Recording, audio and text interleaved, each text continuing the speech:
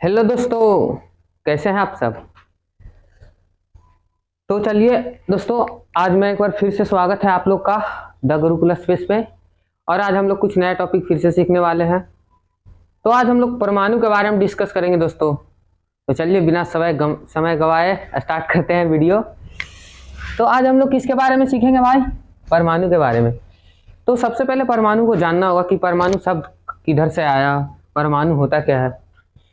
तो अगर जो इसका हिंदी अर्थ समझे दोस्त, तो परमाणु का मतलब होता, परमाणु जो होता है वो दो शब्दों से मिला हुआ है, एक परम और दूसरा अणु।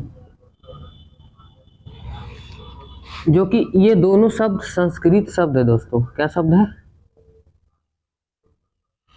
संस्कृत शब्द परम और अणु से लिया गया है। इसका मतलब होता है कि अति सूक्ष्म। क्या? अति सूक्ष्म। तो परम और अणु कहने का मतलब क्या हुआ कि जिसको अविभाज्य होता है। परमाणु क्या होता है? अविभाज्य होता है, जिसको हम तोड़ नहीं सकते। मतलब कि ये समझ लो कि अविभाज्य, इसको और तोड़ नहीं सकते। और एटम, इसका अंग्रेजी शब्द बोले तो दोस्त, तो एटम को एटोमियो शब्द एक होता है, एटोमियो। एटोमियो जो कि यूनान वर्ड है। कैसा वर्ड है? यूनान वर्ड। इसका मतलब होता है, एटोमियो का मतलब होता है हिंदी मतलब अविभाज्य। क्या होता है? अविभाज्य। तो अंग्रेजी मीन्स समझ में आया और हिंदी मीन्स समझ में आया। हिंदी मीन्स होता है परम परम अणु, जो कि संस्कृत शब्द से लिया गया। और एटोमियो जो एटम है, जो एटोमियो शब्द एक होता है यूनान शब्द जिससे लिया गया है। तो इसका एटम के बारे में सबसे पहले एक ग्रीक दार्शनिक थे, ग्रीक दार्शनिक, जिनका नाम है डेमोक्रेटिस। क्या है? डेमोक्रेटिस। ग्रीक दार्शनिक एक डेमोक्रेटिस से उन्होंने बताया कि उन्होंने ये नामकरण किया कि एटम जो है एटोमियो शब्द से निकला। और क्या होता है इसका हिंदी मतलब? क्या होता है? अविभाज्य होता है। ठीक। तो परमाणु को हम क्या बोल सकते हैं कि किसी भी पदार्थ का सबसे छोटा कण। क्या? सबसे छोटा कण। जैसे कि हर एक चीज ऐसा माना क्या ऐसा हो ही जाता है कि हर एक चीज जो है दोस्त, हर एक चीज परमाणु से बना होता है। किस चीज से बना होता है? परमाणु से। मतलब कि कोई भी पदार्थ है, मैटर है, उसका सबसे छोटा पार्ट होता है क्या? परमाणु। तो परमाणु के बारे में तो ये तो पता चल गया कि परमाणु का वर्ड का कहाँ से आया, हिंदी मीन्स क्या होता है और इंग्लिश मीन्स क्या होता है। तो परमाणु जो शब्द है दोस्त, इसका मतलब यह है कि अविभाज्य है और किसी भी पदार्थ का सबसे छोटा इकाई है।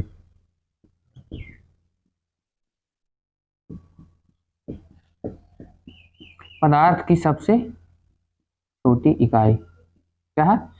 परमाणु। इसके पास क्या क्या होता है? तो परमाणु किसी भी पदार्थ का सबसे छोटी इकाई होता है। और ये बना किस चीज से है? तो परमाणु के पास क्या होता है? एक नाभिक होता है। ठीक। क्या होता है? नाभिक होता है। और एक होता है कक्षा। क्या होता है? अच्छा।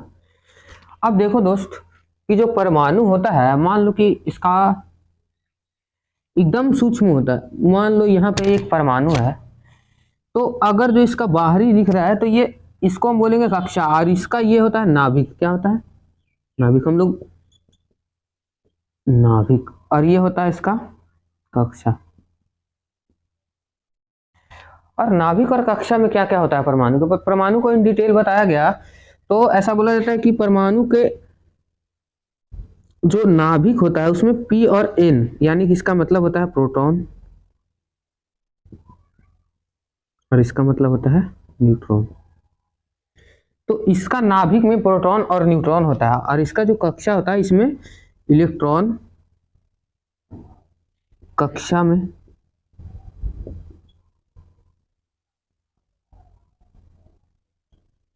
इलेक्ट्रॉन घूमते रहते हैं। यहाँ तक कोई दिक्कत? तो कहने का मतलब हुआ कि परमाणु जो होता है अति सूक्ष्म, किसी भी पदार्थ का सबसे छोटी इकाई होता है। और परमाणु किसी से मिलकर बना होता है। तो परमाणु इलेक्ट्रॉन, प्रोटॉन और न्यूट्रॉन से मिलकर बना, जिसमें प्रोटॉन और न्यूट्रॉन उसके नाभिक में होता है। और जो इसका इलेक्ट्रॉन होता है उसके चारों तरफ क्या करता है? चक्कर करता है। तो सबसे पहले इलेक्ट्रॉन के बारे में और प्रोटॉन और न्यूट्रॉन के बारे में समझेंगे। इसको क्लियर कर दें, कोई दिक्कत? चलो इधर,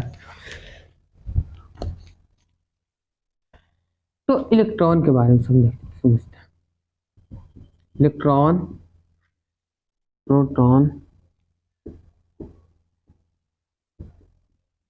और न्यूट्रॉन बारी बारी से समझेंगे। तो इलेक्ट्रॉन जो होता है दोस्त, इलेक्ट्रॉन होता है ऋण आवेशित। कैसा होता है? ऋण आवेशित। और ये तीनों में से, इलेक्ट्रॉन, प्रोटॉन और न्यूट्रॉन, ये तीनों में से सबसे हल्का कौन होता है? सबसे हल्का होता है। ठीक। और ये कहाँ रहता है? ये परमाणु के चारों तरफ चक्कर काटता है।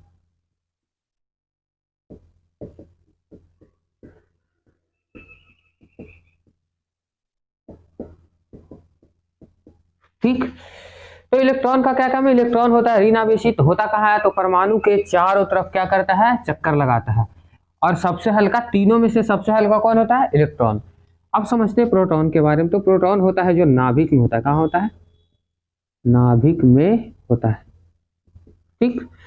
और ये क्या होता है कि इलेक्ट्रॉन से भारी होता है। इलेक्ट्रॉन से, या तो ऐसा बोलो, इलेक्ट्रॉन के 1836 गुना के बराबर होता है। और न्यूट्रॉन जो कि तीनों में सबसे ज्यादा भारी है, इस पे 4, ये ऋण आवेशित होता है दोस्त, और ये धन आवेशित होता है। ठीक। न्यूट्रॉन क्या होता है? न्यूट्रॉन होता है आवेशहीन होता है। क्या होता है?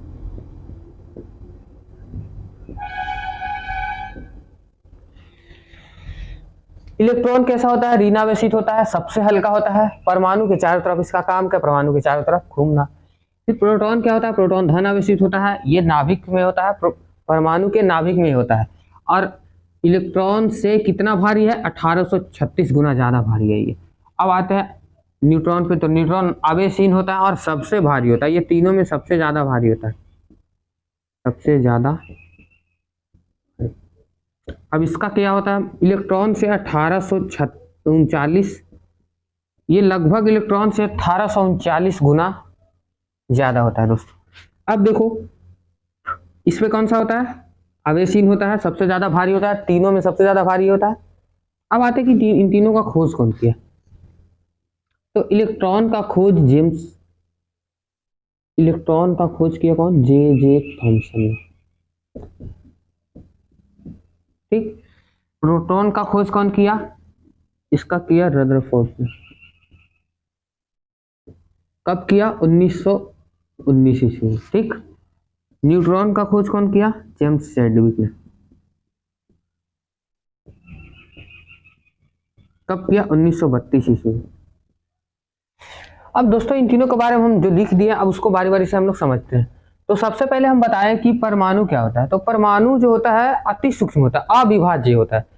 तो परमाणु क्या होता है? अविभाज्य। परमाणु के किस किस चीज से, परमाणु जो बना है किस किस चीज से मिलकर बना है? तो परमाणु में ज्यादा रिसर्च किया गया तो पता चला कि परमाणु में 3 कण होते हैं, एक प्रोटॉन होते हैं, दूसरा न्यूट्रॉन होते हैं, और एक इलेक्ट्रॉन होते हैं। इलेक्ट्रॉन जो होता है जो ऋण आवेशित होता है, प्रोटॉन होता है जो धन आवेशित होता है, और न्यूट्रॉन जो होता है जो आवेशहीन होता है। और बीच में इसका नाभिक में जो होता है P+N रहता है, और इलेक्ट्रॉन इसके चारों तरफ चक्कर काटता है। अब देखो इसका घूमने का कारण क्या है कि जो प्रोटॉन होता है पॉजिटिव चार्ज होता है, इलेक्ट्रॉन जो होता है जो निगेटिव चार्ज होता है, इन दोनों के बीच आकर्षण बल होता है, जिसको हम बोलते हैं कि वैद्युत चुंबकीय बल बोलते हैं। क्या बोलते हैं? वैद्युत चुंबकीय बल बोलते हैं। इस बल के कारण सब तीनों एक दूसरे का अट्रैक्शन में रहता है। अब आते हैं दोस्तों कि तीनों के बारे में जान चुके हैं। अब देखो ये तीनों का काम क्या है। जैसे कि मान लो कि एक एटम है, इसका ये न्यूक्लियर है। क्या है? न्यूक्लियर। इसमें रहता क्या है? P और N। तो ऐसा बोलते हैं कि कैसे कोई तत्व है, मान लो कि सोडियम, तो इसका परमाणु संख्या कितना होता है? 11। तो ये परमाणु संख्या क्या होता है दोस्तों? परमाणु संख्या कहने का मतलब कि किसी भी तत्व में उपस्थित प्रोटॉन की संख्या। तो ये जो प्रोटॉन होता है, ये न्यूट्रॉन होता है, और ये इलेक्ट्रॉन होता है।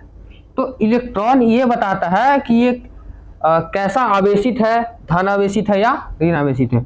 और प्रोटॉन और न्यूट्रॉन मिलके बताता है। जैसे देखो प्रोटॉन मिला, केवल प्रोटॉन बताता है कि परमाणु की संख्या, किसी भी तत्व में उपस्थित परमाणु की संख्या कौन बताता है?